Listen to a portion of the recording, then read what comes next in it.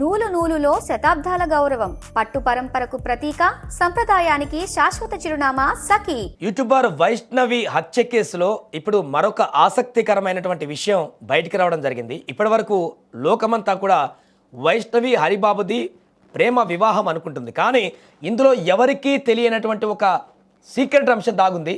అదేంటో పూర్తిగా తెలుసుకునేటువంటి ప్రయత్నం చేద్దాం. వీరిది నిజంగా ప్రేమ వివాహమేనా, లేకుంటే ప్రేమ కంటే ముందు ఏం జరిగింది, పెద్దలు కుదుర్చుకొని ఏం మాట్లాడుకున్నారు, వీరింటికి వారింటికి వెళ్ళడం జరిగిందా, ఆ తర్వాత ఎలాంటి పరిణామాలు చోటు చేసుకున్నాయి, అసలు ప్రేమ వివాహం కంటే ముందు ఏం జరిగింది పూర్తిగా తెలుసుకుందాం. వైష్ణవి ఇంటి దగ్గర నుంచి మా బ్యూరో చీఫ్ విజయ్ లైవ్లో సిద్ధంగా ఉన్నారు. విజయ్, హరిబాబు వైష్ణవి పెళ్లి విషయంలో మరొక ట్విస్ట్ నెలకొన్నట్టుగా కనపడుతుంది. అసలు వీరిది ప్రేమ వివాహం కాదు, అంతకు ముందే పెద్దలు కుదుర్చుకున్నారనేటువంటి ఒక అంశం కూడా తెలుస్తుంది. ఏంటి దీనికి సంబంధించిన పూర్తి వివరాలు?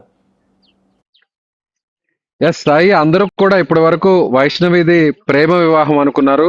సో వైష్ణవిని హరిబాబు ప్రేమించి పెళ్లి చేసుకున్నాడు, ఒప్పుకోకపోవడంతో తాను సూసైడ్ అటెంప్ట్ చేశాడు, ఆ తర్వాత పెద్దలను ఒప్పించి పెళ్లి చేసుకున్నాడు అని ఇప్పటి వరకు కూడా విన్నాం. కానీ వాళ్ళ సోదరులతో కుటుంబ సభ్యులతో మనం మాట్లాడిన తర్వాత ఇప్పుడు మరొక విషయం కూడా బయటకు వచ్చింది. అదేంటంటే వైష్ణవికి అంతకు ముందు హరిబాబు వారి కుటుంబ సభ్యులు ఇదే ఇంటికి రావడం జరిగింది. ఇక్కడ వచ్చి పెళ్లి సంబంధం కోసం వచ్చి పెళ్లి చూపులు కూడా రావడం జరిగింది. అయితే హరిబాబు వైష్ణవితో పోలిస్తే అతను చదువుకోలేదు, అలాగే ఉద్యోగస్తుడు కాదు, అదే విధంగా సో అతను చూడడానికి కూడా అందంగా లేడు. కాబట్టి వైష్ణవికి హరిబాబు ప్రపోజల్ ని పెద్దలు రిజెక్ట్ చేయడం జరిగింది. సో పెళ్లి చూపులకు వచ్చిన తర్వాత ఇక్కడ వైష్ణవికి సంబంధించినటువంటి ఆస్తిపాస్తులు కావచ్చు, లేదంటే వైష్ణవిని చూసిన తర్వాత హరిబాబు ఎలా అయినా సరే వైష్ణవిని పెళ్లి చేసుకోవాలని నిశ్చయించుకున్నాడు. ఆ తర్వాత పెద్దలందరూ కూడా మీరు మీ అబ్బాయి మాకు నచ్చలేదు కాబట్టి ఈ పెళ్లి సంబంధం కుదరదు అని చెప్పి తెగేసి చెప్పేసిన తర్వాత పెద్దలందరూ కూడా ఎవరి పాటికి వాళ్ళు సైలెంట్ అయ్యారు. అయితే ఇక్కడ మరో విషయం ఏంటంటే అప్పటి నుంచి హరిబాబు వైష్ణవి మీద కన్నేసినటువంటి హరిబాబు నేరుగా వైష్ణవి నంబర్ను సేకరించడం, వైష్ణవి సోదరులందరితో కూడా పరిచయాలు ఏర్పరచుకున్న తరువాత ఆమె నెంబర్ను సేకరించిన తర్వాత ఒకరోజు ఒక పొలంలోకి వెళ్ళి ఆమెకు కాల్ చేసి, వీడియో కాల్ చేసి, నువ్వు నన్ను ప్రేమించకపోతే, నువ్వు నన్ను పెళ్లి చేసుకోకపోతే చచ్చిపోతానంటూ పురుగుల మందు డబ్బా చూపిస్తూ అతను బెదిరించినటువంటి పరిస్థితి. ఆ తరువాత ఆమె అమాయకురాలైనటువంటి వైష్ణవి హరిబాబును నమ్మడం ప్రారంభించింది. ఆ తర్వాత 3 నెలల పాటు ఇద్దరు మాట్లాడుకున్నారు. సో హరిబాబు అమాయకురాలైనటువంటి వైష్ణవిని ప్రేమలోకి దింపాడు. ఆ తర్వాత వైష్ణవి కూడా తన అన్నలకు, తల్లిదండ్రులకు అందరినీ కూడా ఒప్పించింది. తను అందంగా లేకపోయినా కూడా, తను ఉద్యోగస్తుడు కాకపోయినా కూడా, మన సంబంధానికి సరితూగేటువంటి వ్యక్తి కాకపోయినప్పటికీ కూడా అతనికి ఒక మంచి మనసు ఉంది, అతను తన కోసం చనిపోవడానికి సిద్ధపడ్డాడు, తను ప్రేమిస్తున్నాడు. సో తను పెళ్లి చేసుకోకపోతే ఇంకా బతకడమే వేస్ట్ అని తను ఆత్మహత్యకు కూడా సిద్ధమయ్యాడు అనేటువంటి విషయాన్ని కూడా ఆమె చెప్పి తల్లిదండ్రులకు, అన్నలకు చెప్పి ఒప్పించినటువంటి పరిస్థితి. ఆ తర్వాత కుటుంబ సభ్యులు కొంత నిరాకరించినప్పటికీ కూడా సో అందరు కుటుంబం అంతా కూడా ఇలాంటి వ్యక్తి తన కోసం చనిపోవడానికి సిద్ధమైనటువంటి వ్యక్తి వచ్చాడు అనేటువంటి ఉద్దేశంతో తను సరితూగే సంబంధం కాకపోయినప్పుడు కూడా, వైష్ణవికి సరిపోలినటువంటి వ్యక్తి కాకపోయినప్పుడు కూడా ససేమిరా ఒప్పుకోవాల్సినటువంటి పరిస్థితి వచ్చింది. అయితే ఆ తరువాత అంటే ఇక్కడ వీళ్ళ తల్లిదండ్రులు కూడా ఒప్పుకోకపోవడంతో, కొంత అన్నలు సపోర్ట్ చేయడంతో వాళ్ళిద్దరు కూడా వెళ్ళి పెళ్లికి ఒక గుడిలో వెళ్ళి పెళ్లి చేసుకున్నారు. పెళ్లి చేసుకున్న తర్వాత ఇక ఎట్టి పరిస్థితుల్లో ఒప్పుకోవాల్సినటువంటి పరిస్థితి వచ్చింది. ఆ తర్వాత దాదాపుగా 20 లక్షల రూపాయలు విలువ చేసేటువంటి పొలాన్ని కొన్నారు. 2 గుంటల పొలాన్ని కొని వైష్ణవి పేరు మీద రాశారు. ఆ తర్వాత బంగారు కూడా పెట్టారు. ఇలా దాదాపుగా 20 లక్షల రూపాయల కట్టాన్ని కూడా వాళ్ళు ఇచ్చారు. అంటే తమ అల్లుడు మా ఇంట్లోనే ఇల్లరికంలోనే ఉన్నాడు, అయినా తన బిడ్డను సక్రమంగా చూసుకుంటాడు, బాగా చూసుకుంటాడు అనేటువంటి ఉద్దేశంతో వైష్ణవి తల్లిదండ్రులు కూడా దాదాపు 20 లక్షల విలువైనటువంటి ఆస్తిని కూడా వీరికి అప్పచెప్పడం జరిగింది. తొందరలోనే ఒక సొంత స్థలాన్ని కూడా కొన్నారు, అక్కడ ఇంటిని కూడా నిర్మించుకోవాలనేటువంటి ఆలోచన కూడా చేస్తున్నారు. అయితే అక్కడి నుంచి కథంతా కూడా మారిపోయింది సాయి. ఆ తర్వాత సరిగ్గా ఒక 2 నెలల కిందట ఎవరైతే హరిబాబు ఉన్నారో, హరిబాబు పెళ్లి చేసుకున్న తర్వాత నుంచి కూడా వాళ్ళ అమ్మతో మాట్లాడేవాడు కాదు, వాళ్ళ తల్లిదండ్రులకు దూరంగా ఉండేవాళ్ళు. వాళ్ళు కూడా ఈ పెళ్లిని నిరాకరించడంతో ఈ ఇంటిలోనే, వైష్ణవి ఇంట్లోనే ఉండేవాడు. వాళ్ళ అమ్మ మాట్లాడడం ప్రారంభించినప్పటి నుంచి కూడా అమ్మ చెప్పడం జరిగింది, వద్దు ఆ అమ్మాయిని వదిలిపెట్టి వచ్చేస్తే ఈ అమ్మాయి కంటే కూడా మంచి సంబంధం మనకు వచ్చింది, ఈ అమ్మాయి కంటే కూడా ఎక్కువ ఆస్తి ఇచ్చేటువంటి వాళ్ళు ఉన్నారు. సో ఈ అమ్మాయి 20 లక్షలు విలువ చేసే కట్నం ఇస్తే వాళ్ళు 30 లక్షల రూపాయల విలువ చేసేటువంటి పొలం ఇతర ఆస్తులు కూడా ఇవ్వడానికి సిద్ధంగా ఉన్నారు.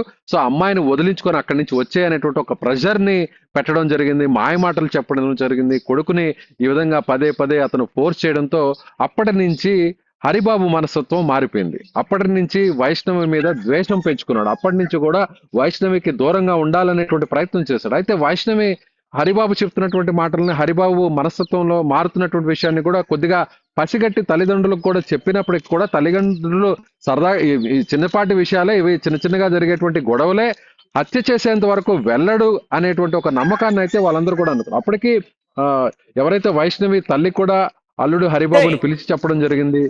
ఇంకొకటి ప్రధానంగా చెప్పండి సార్. ఈ వైష్ణవి అన్నలు ఎవరైతే ఉన్నారో వారందరూ కూడా యూట్యూబర్లుగా తెలుస్తుంది. సో వారందరూ కూడా యూట్యూబ్లో కంటెంట్ చేస్తున్న సందర్భంలో హరిబాబు వాళ్ళ కంటెంట్ని చూసి, వారు చేసే రెగ్యులర్ యాక్టివిటీని చూసి, వాళ్ళకు ఒక ఫాలోవర్గా ఉండడమో లేకుంటే వారు చేసే కంటెంట్ చూసి వాళ్ళలో నేను కూడా ఒక భాగస్వామిగా కావాలి, వాళ్ళలా ఎదగాలి అనేటువంటి ఉద్దేశంతో కూడా వైష్ణవిని చేసుకోవడానికి ముందుకు వచ్చినట్టుగా తెలుస్తుంది.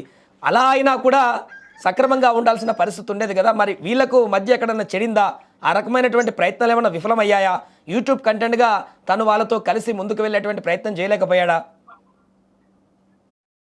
ఎస్, తన సోదరులు ఇద్దరు అందరూ కూడా ఒక 5 మంది వరకు కూడా వైష్ణవికి సంబంధించినటువంటి కజిన్ బ్రదర్స్ 5 మంది వాళ్ళు ఒక 8 సంవత్సరాల కిందట ఒక యూట్యూబ్ ఛానల్ ఓపెన్ చేశారు. యూట్యూబ్ ఛానల్ ఓపెన్ చేసి వాళ్ళందరూ కూడా కంటెంట్ చేస్తూ వచ్చారు. అలా ఒక్కొక్క ఛానల్ ఓపెన్ చేస్తూ దాదాపు 7-8 ఛానల్స్ కూడా వాళ్ళ అన్నలు ఓపెన్ చేయడం జరిగింది. అయితే వాళ్ళ కంటెంట్ విషయంలో వైష్ణవిని కొంత సపోర్టింగ్ చేయడం కోసం వైష్ణవిని చెల్లిని ఆ కంటెంట్ విషయంలో కొంత కోఆపరేషన్ తీసుకునేవాళ్ళు. ఆ క్రమంలోనే వైష్ణవి మ్యారేజ్ అయిన తర్వాత తాను కూడా ఒక యూట్యూబ్ ఛానల్ ఓపెన్ చేసుకోవాలి, తన భర్తకు సంబంధించినటువంటి విషయాలని, మూమెంట్స్ అన్నిటిని కూడా యూట్యూబ్ లో పోస్ట్ చేయాలనేటువంటి ఉద్దేశంతో ఆ వీడియోలన్నిటిని కూడా క్యాప్చర్ చేయడం, తనే ఎడిటింగ్ చేసుకోవడం, తనే అప్లోడ్ చేయడం కూడా చేసేది. ఆ తర్వాత వైష్ణవికి సంబంధించిన భర్త ఎవరైతే ఇప్పుడు నిందితుడు ఉన్నాడో, హత్య చేసినటువంటి కిరాతకుడు హరిబాబు ఉన్నాడో, హరిబాబు కూడా వైష్ణవికి సంబంధించినటువంటి అన్నలతో మాట్లాడేవాడు, వాళ్ళతో కూడా ఎలాంటి అనుమానం లేకుండా కూడా ప్రతి విషయాన్ని కూడా వాళ్ళతో చర్చించేవాడు. ఇలా వాళ్ళందరిని కూడా నమ్మించాడు. ఎవ్వరు కూడా ఈ ఊర్లోనే వైష్ణవికి సంబంధించిన అన్నలు, కజిన్స్ దాదాపు 13 మంది ఉండేవాళ్ళు.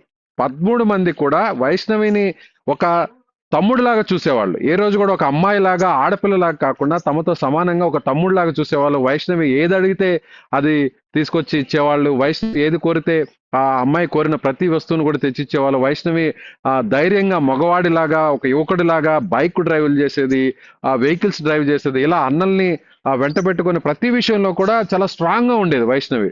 అలా వాళ్ళ అన్నలు కూడా వైష్ణవికి ప్రతి విషయంలో కూడా సపోర్ట్ చేసేవాళ్ళు. అయితే ఏ మాత్రం కూడా అంటే ఎలా తన మనసులో వైష్ణవిని దూరం చేసుకుంటే, వైష్ణవిని ఇక్కడి నుంచి తప్పించేసుకుంటే, తమ అమ్మ నూరిపోసినటువంటి ఆ మాటల్ని మనసులో పెట్టుకున్నటువంటి ఈ కిరాతకుడు హరిబాబు వైష్ణవిని చంపేస్తే మరొక పెళ్లి చేసుకోవచ్చు, పెళ్లి చేసుకుని అమ్మ మాట వినొచ్చు, ఇంతకాలం అమ్మకు దూరంగా ఉన్నాను, తల్లిదండ్రులకు దూరంగా ఉన్నాను, ఇప్పుడు వైష్ణవి దూరం అయితే ఇక్కడి నుంచి మళ్ళీ వెళ్ళి అమ్మతో ఉండొచ్చు, తల్లిదండ్రులతో ఉండొచ్చు, తల్లిదండ్రులకు తనకున్న మధ్య గొడవలు సమసిపోతాయనేటువంటి ఉద్దేశంతో అతను వెంటనే అక్కడికి వెళ్ళడం జరిగింది. వెంటనే వెళ్ళిన తర్వాత అమ్మ మాటలు విని ఆ తర్వాత హత్యకు పథకం పన్నాడు సాయి. ఆ తర్వాత జరిగినటువంటి విషయం అందరికీ తెలిసిందే. Right, thank you so much Vijay. So మొత్తానికి అది హరిబాబు అదేవిధంగా వైష్ణవి కేసుకు సంబంధించి మరొక సంచలన విషయం బయటకు వచ్చింది. ఇప్పటివరకు అందరూ కూడా వీరిది ప్రేమ వివాహం అనుకున్నారు, కానీ ఇక్కడ పెద్దలు కుదిర్చడానికి మొదటగా ప్రయత్నాలు కొనసాగాయి. కానీ ఒకరికొకరు ఇక్కడ పెద్దలకు కుదరకపోవడంతో అక్కడ బ్రేక్ చేశారు. బట్ హరిబాబు మాత్రం ఖచ్చితంగా నాకు ఆ అమ్మాయే కావాలంటూ వెంటపడి వైష్ణవిని తన వైపు తిప్పుకొని పూర్తిగా తనతోనే ఉండడానికి విశ్వ ప్రయత్నాలు చేసి ఆ తర్వాత పెద్దలు చూసినటువంటి సంబంధం తర్వాత బ్రేక్ అయినటువంటి ఆ యొక్క పరిస్థితిని మరలా రీక్రియేట్ చేసి పూర్తిగా తనను పెళ్లి చేసుకొని అత్తగారింట్లో ఉండేటువంటి పరిస్థితికి వచ్చాడు. అలాంటిది ఆ తర్వాత తన తల్లిదండ్రులు చెప్పేటువంటి మాటలు పూర్తిగా దానికి మ్యానిపులేట్ అయి కట్నం కానుకల కోసం ఒక సైకోలాగా, ఉన్మాదిలాగా మారి ఈరోజు ఇంత ఘాతుకానికి పాల్పడేటువంటి పరిస్థితి అయితే ఏర్పడింది.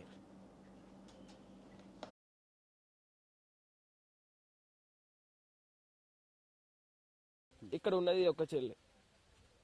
ఈ ఒక్క చెల్లె వేరే వానికి ఇస్తే ఎక్కడ ఎలా జరుగుతుందో, మేము అక్కడ ఉండం, వాడు కొడతాడో, చంపుతాడో, ఏం చేస్తాడో, తాగొచ్చి ఏం చేస్తాడో అని చెప్పి ఈడు మందు తాగి అది ఇది చేసి నటించి నేను ఇంటికన్నా ఉంటా, ఇల్లరికేం వస్తా, నాకు అమ్మద్దు, అన్నద్దు, తమ్ముడద్దు, ఎవరు వద్దు అని చెప్పి నటిస్తే మేమేమనుకున్నాం, అయ్యో ఇంటికన్నా ఉంటా అంటుండు కదా.